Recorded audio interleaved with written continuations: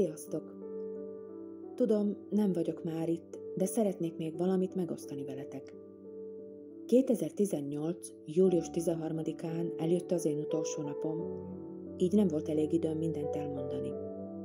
Ezért engedjétek meg a szeretteimnek, hogy emlékeiken keresztül meséljék el a történetemet. Minden 1951. október 19-én Kajalon kezdődött.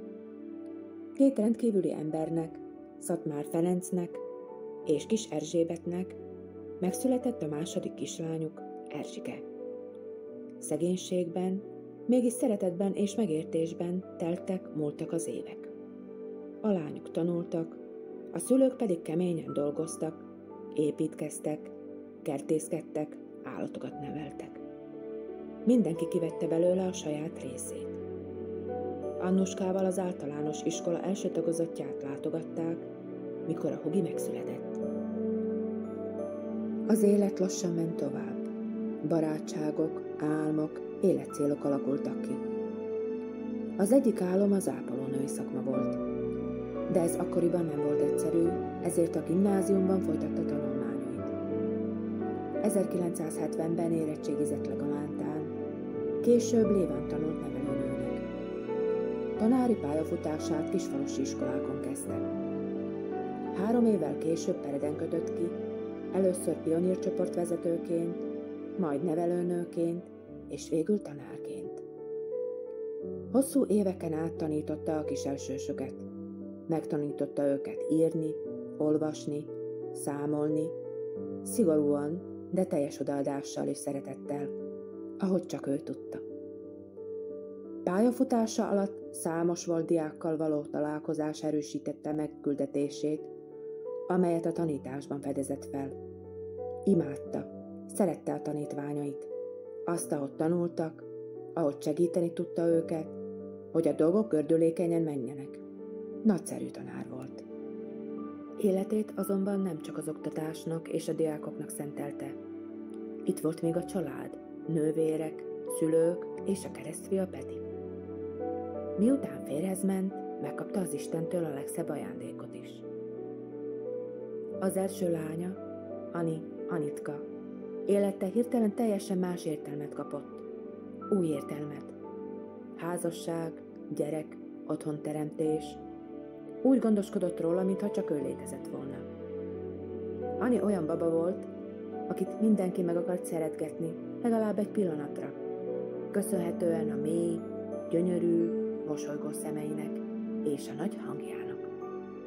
Élete legboldogabb időszakában azonban voltak nehéz pillanatok is.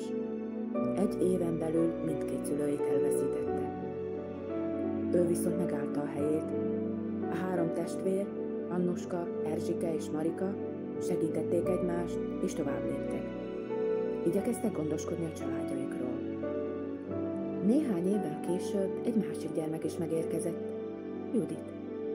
Teljesen más, csendes, békés, talán egy kis nyugalmat szeretett volna hozni az életbe. De az nem lassított, a gyerekek nőttek, jött még egy keresztgyermek, ezúttal Markó, Marikának született. Úgy tűnik, minden helyre rázódott, elvoltak. Sokat beszélgettek, kirándultak, élvezték az együttlétet. Az élet azonban ismét csapást mért. Hirtelen, figyelmeztetés nélkül távozott Annuska. Ezután, a nagy veszteség után a 2 testvér között még erőteljesebb lett a kötelék. Kölcsönös támogatás, szeretet és gyermeknevelés következett, éveken keresztül. Persze nem volt minden rózsás, de a gondokra mindig volt megoldás. Hosszú évekig viszont egyedül nevelte lányait. Vicena Erzsébet nagyon erős és bátor ember volt. Nem az a típus, aki állandóan ölelkezett volna, de a családja szeretetben és gondoskodásban élt mellette. Lányaival felnőtt korukban is hosszú éjszakai beszélgetésekben vettek részt, sokat nevettek, elhitték, hogy együtt bármire képesek. És képesek is voltak. Kitanultak, szerelembe estek, megküzdöttek betegségekkel, veszekedésekkel, veszteségekkel. De mindig mindent sikerült megoldaniuk. Az élete utolsó éveiben egy szeretett golyóval is bővült a család. Úgy nevezték Pogyi. Ő az a kiskutya, akit unokaként szeretett. Erzsike büszke édesanyja volt. Tudta, hogy okos, bátor és szerető lányokat nevelt fel.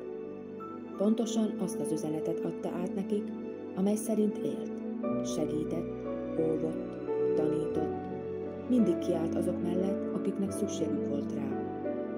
Ugyanolyan erősek lettek, mint az anyukájuk. A 3 nő, 3 pillér, azt hitték, mindennel megküzdenek. A betegséget is jól bírták, 2-szer. Harmadszorra elvesztették a csatát.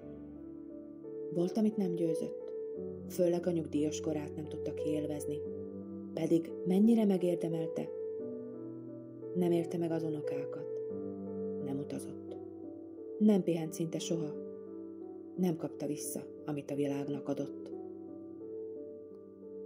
Továbbment, hogy pihenhessen, de nagy kincset hagyott itt nekünk, saját magát bennünk. Szatmár Erzsébet tovább él, bennünk, a szeretetünkben, a gyerekeinkben. Egy csodás ember volt.